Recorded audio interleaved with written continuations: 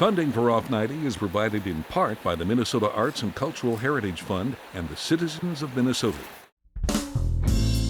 Cruising your way on this episode of Off 90. Learn about a writer from southern Minnesota who recorded her formative years in a celebrated series of books. Take part in the Vintage Band Festival, an exciting international music event celebrating the music and the instruments of past eras. Get an idea of what Minnesota's prairie was like before it was turned into cropland. It's all just ahead, Off 90.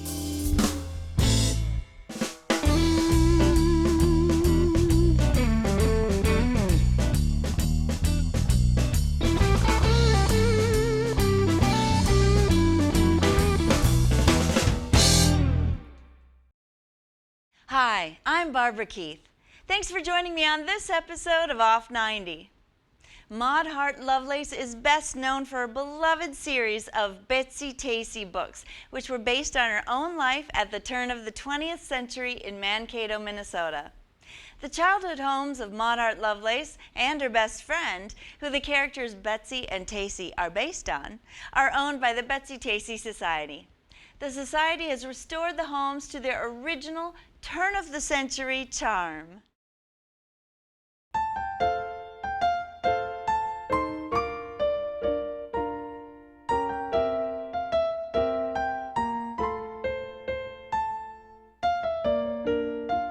One thing that Maud always did from the time that she was very young was write.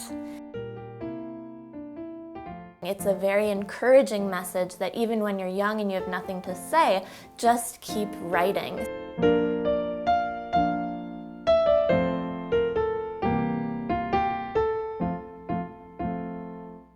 I'm Lona Phelan-Tchaikovsky, and this is my daughter Emily Scott, and we're members of the Betsy-Tacy Society. Maud Hart Lovelace was a Minnesota author who grew up here in Mankato, and when her child was growing up, Maud Hart Lovelace started writing novels specifically for her daughter, for Marion, her daughter. These books recounted Maud Hart Lovelace's childhood here in Mankato in a fictionalized form. There are 10 books in the series, and they're sort of written to the age that Maud is as she's writing. As she gets older and older, the books also grow with her, following her adventures from when she was in elementary school, when she and her friends would skip school or go to school and have adventures on the hill, have adventures writing stories or getting into trouble, and following them as they got older, went to high school, and those books are written for people also in high school, so written at a little more mature level, and a kid like myself can grow up with these books and evolve as the books evolve as well into a different style, into a more adolescent style. Chapter 1, Getting to be 10. Betsy and Tacy and Tib were 9 years old, and they were anxious to be 10. You have two numbers in your age when you are 10. The beginning of growing up, Betsy would say. And this, you could get into the oven on either side. We are currently in Maud Hart Lovelace's childhood home. This is where she spent from the time she was born until she was in high school. And this period in her life was recounted in the books, the childhood books that recount her life from the age of 5 until elementary school was over. She was here in the horse and buggy age, and when the first automobiles came to town, when the first telephone came to town.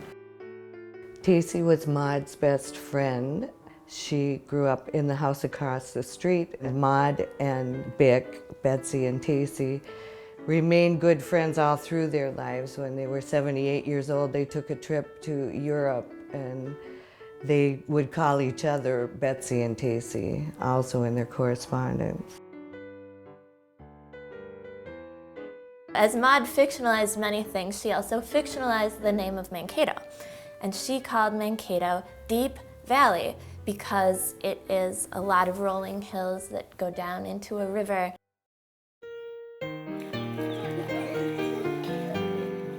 we're having a party here at Betsy and Tacy's house in honor of Tacy's birthday. Anytime the children in the Betsy-Tacy books had a birthday party, there was always cake, there was always lemonade and ice cream, and this was always something that Maud would go into detail about. One interesting scenario that was recounted in a couple of the different books actually touches on racial tension. There was in Mankato a small community of immigrants from Syria, and what Maud depicts in these books is that the character based on her, Betsy, and her friends showed or demonstrated a lot of racial tolerance. A lot of multi-generational families come to these events, maybe people who've read the books when they were themselves young, who also bring their children now to events like this. The Betsy-Tacy Society started because the books were going out of print. It was the late 80s that I started reading the books to my daughter. She was about 4 years old. At the time, we didn't know where the houses were. There was a group of about 10 of us that picked up these wonderful books. We got together to see how we could keep the books in print and started a letter writing campaign, and heard about high-profile people who very much enjoyed the books, like Anna Quinlan, Bette Midler, Judy Blume. What my mother did, together with a group of members from all over the world, was they were able to raise money and purchase first Tacy's house, which was the first one to become available, and then secondly, they were able to purchase Betsy's childhood house, which is where we are sitting right now, and restore it to its original appearance. Hi, welcome back to Home Time. We're going to spend the next couple of shows doing what you might call a literary restoration of this house in Mankato, Minnesota. This is where the author Maud Hart Lovelace grew up in the late 1890s. Later on, she penned the Betsy-Tacy books, which are all about her adventures with the little girl across the street. Well, it was 1995, I believe, that Tacy's house became available, and it was quite run down, but we wanted to have a place where we could have our little meetings and socialize. I think a lot of people's favorite children's books exist in the imagination only, and it's very rare to find children's books or books that people like myself have grown up with that also have a corresponding physical place. I'm Becky Horan, and this is Logan and Ethan, and we're from Orangevale, California, and we're here for the Tacy's birthday party today. The bench is where Betsy and Tacy go to eat their dinners, and they go up there a lot, and they hang out up there, right? As little girls. And what else do you remember about the bench from the stories, Logan? When they were trying to fly, they jumped on it and then they jumped off. Yeah. My daughter, Logan, has gotten very interested in the Betsy-Tacy books from her grandma, and we've been reading the stories, and we went online to look at some other things about her and found out about the party, and we decided to come here for the party with our visit to Minnesota. Well, I think we like the relating to the Tacy and Betsy are about her age, so she's 6, and she likes the stories about what they do and the adventures that they have. What do you like the best about the Betsy-Tacy books? Their adventures. Their adventures. We have a lot of families that belong to the Betsy-Tacy Society that have 5 generations that are alive that have read the books. Betsy-Tacy books, like the Laura Ingalls Wilder books, are written by someone who actually lived through that time period. Betsy always wanted to travel. Her family was very supportive and very encouraging of a young woman being an adventurer and sort of taking her own place in the world and following whatever dreams she thought she was capable of. I think that Maud Hart Lovelace is such a vein that runs through the entire Mankato experience. It's a very integral part as the books not only recount her childhood, but also the evolution of this small town.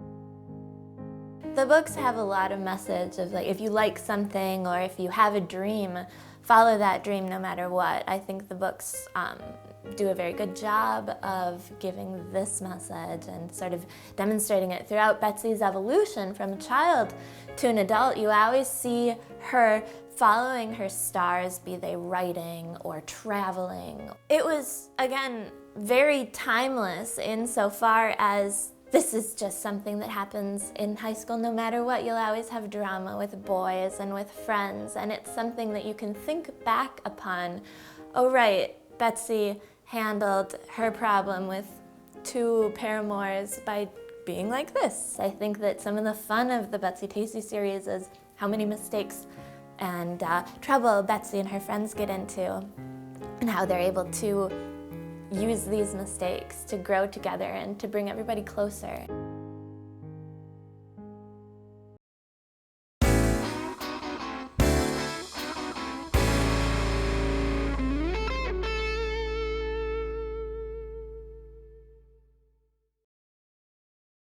The Vintage Band Festival is an exciting international music event held in Northfield. The goal of the festival is to celebrate the music and the instruments of past eras. Several bands take part, including some from other countries like Sweden and Germany. You might find instruments you don't recognize because they aren't used in modern bands. They'll be playing music that you might not know, but would be familiar to your ancestors.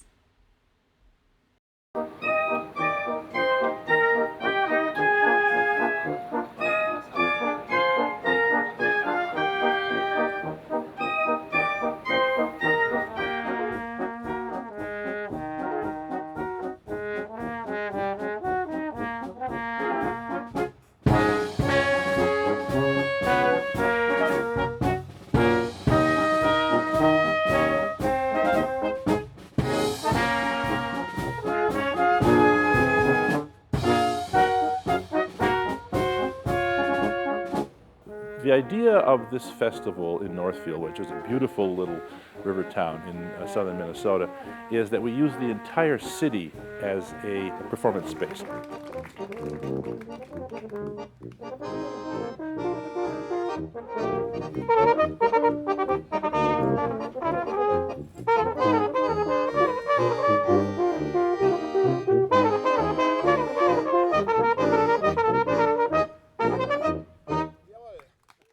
My name is Paul Niemestow, and I'm the artistic director of the Vintage Band Festival here in Northfield, Minnesota, and also I'm the director of a Finnish-American brass band called Boys of America.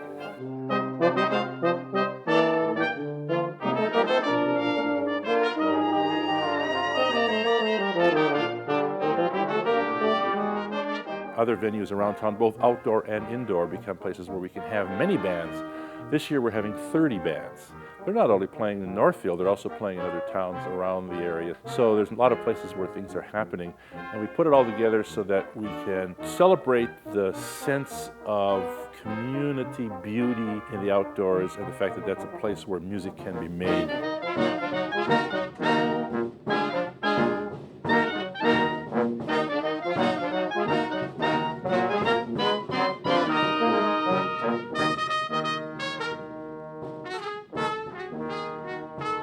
It's a great chance for the community to get together around old traditions and music that is not often heard anymore because the instruments are all in storage, but people pull them out of storage and create bands like they were in the 1860s and the 1880s.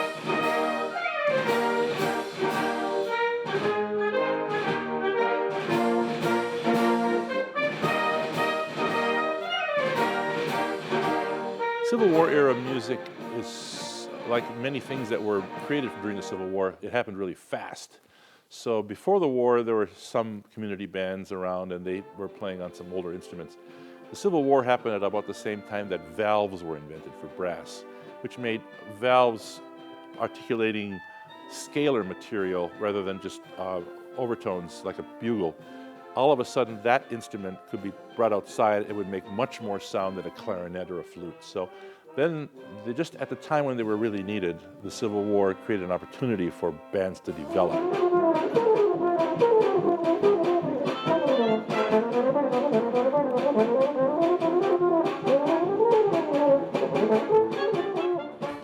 This festival began as an idea about 2004 when I decided to invite some scholars to Northfield to form a conference about historic brass music. And at the time that we decided to do that, we then wanted to have some music to accompany the scholarly activity.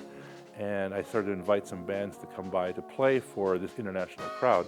And all of a sudden, the number of bands grew to the point where the festival was created, and the conference, in fact, was embedded within the festival rather than the other way around. That's how it got started.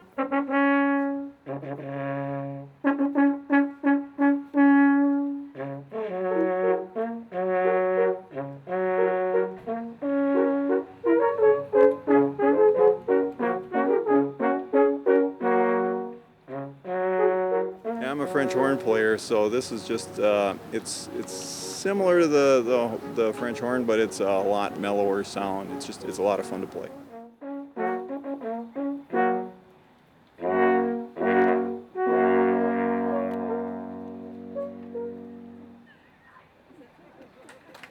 When you hear the music played by original instruments, you have a sense of return to another time.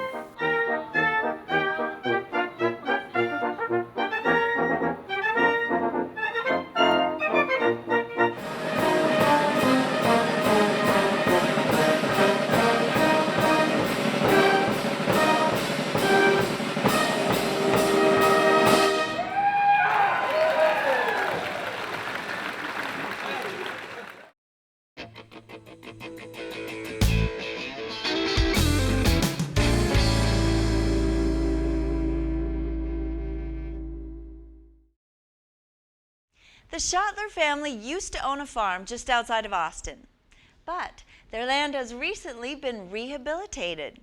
The area has been seeded down with native grassland plants. As the refurbished farmland develops, it is hoped that the wildlife usage of the area will increase and provide recreational opportunities. Also, it gives us a glimpse of what Minnesota used to look like over a century ago.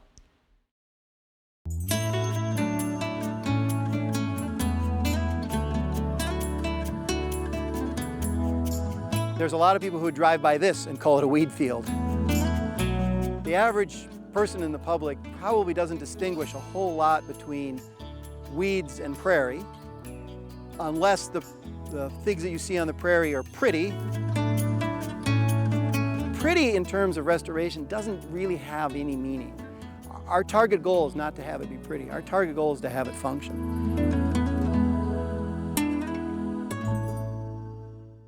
Well, this is a restoration project. Many years ago, it was ag land, like so much of our land in this area. And through many discussions with the family and things along those lines, we were able to restore it back, restore some wetlands, and restore the uplands with more of a prairie component.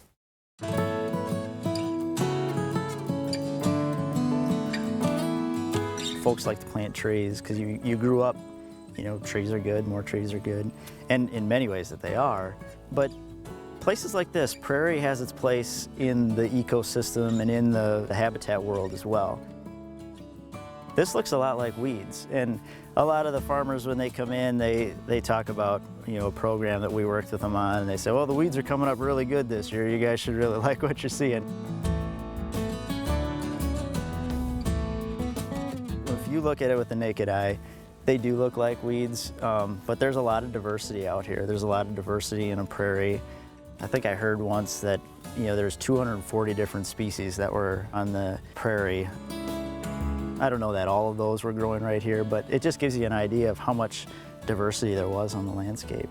And so that's what habitat is, all the different things in the ecosystem that are using that. So you got the bugs that are in the different plants and the animals that eat those certain kinds of bugs, and you've got a lot of different things, little different variety of vegetation and variety of different opportunities for wildlife. This was my grandpa's farm where my dad grew up farming, and then the family, all the brothers and sisters, agreed at one point that they would sell the family farm and donate a portion of it to Pheasants Forever, who in turn, it becomes then a Department of Natural Resources wildlife management area.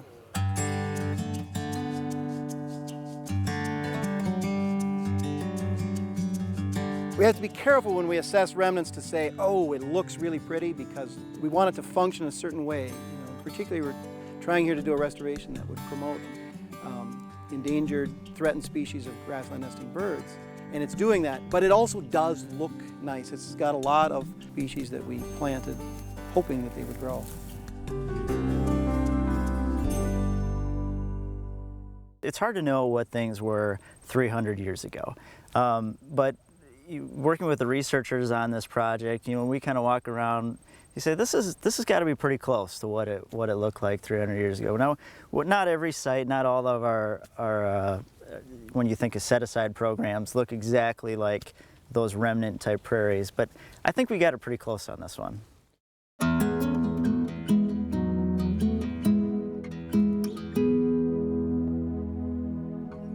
And doing some of these projects like this on the higher end of the landscape can actually trap a lot of those sediments or the dirty water that's running off in agricultural areas, and it can trap it in the wetlands. It slows it down, which reduces our flooding issues that we run into, and it also prevents outstanding wildlife habitat. If you look behind us, we don't see a lot of trees for perching, and we see absolutely perfect grassland prairie habitat.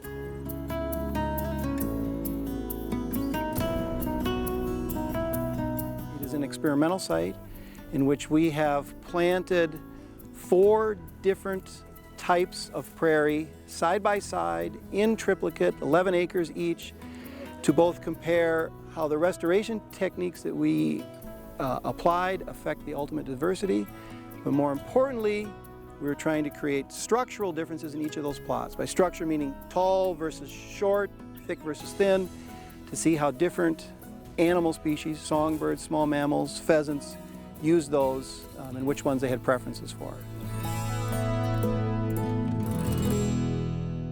You get to see habitat like this, it's a real rare opportunity, because this is natural prairie grasses that you hardly ever see in this part of the world, because most of this type of stuff has been taken out.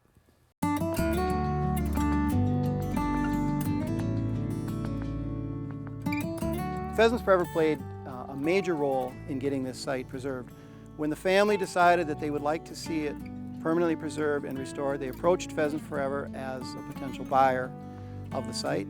Pheasants Forever raised the money, and the family donated a portion of the site. So the combination of those two made it happen.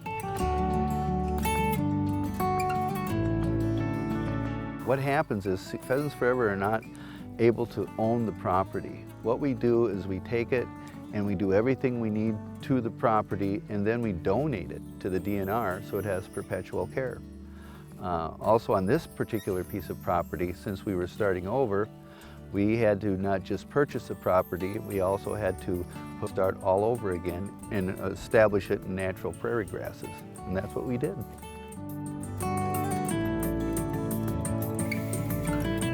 But we will, as an organization, help with anything we can to keep it the way it should be in natural prairie grasses.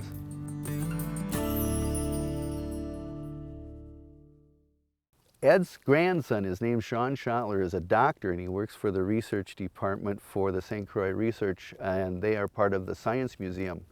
And they are actually doing research on this property since it started over from scratch.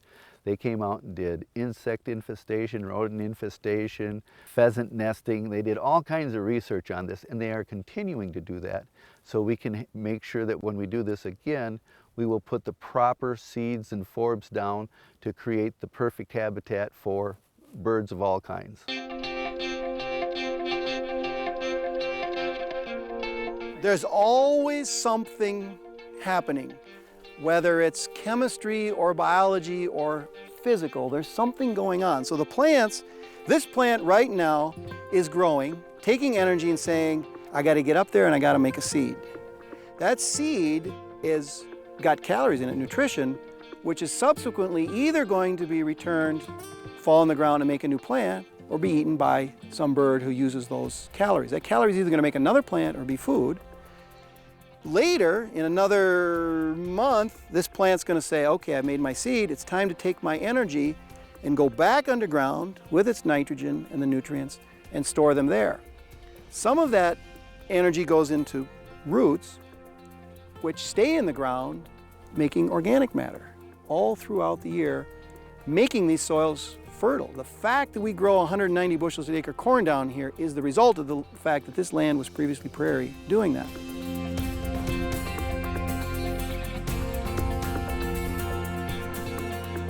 It's the opportunity to learn and to show that these systems are both complex and have big benefits to us if, over time, we learn how to both restore them and manage them. And bringing my daughter here is pretty nice, too.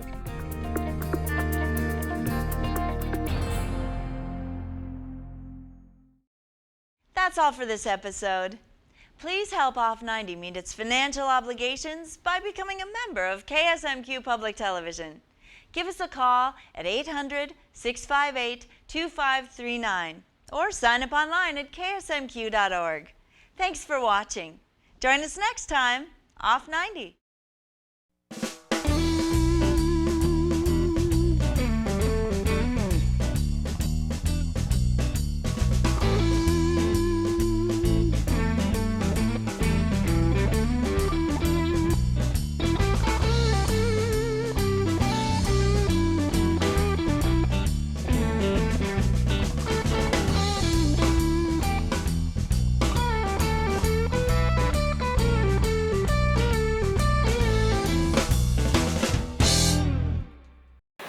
Funding for Off 90 is provided in part by the Minnesota Arts and Cultural Heritage Fund and the citizens of Minnesota.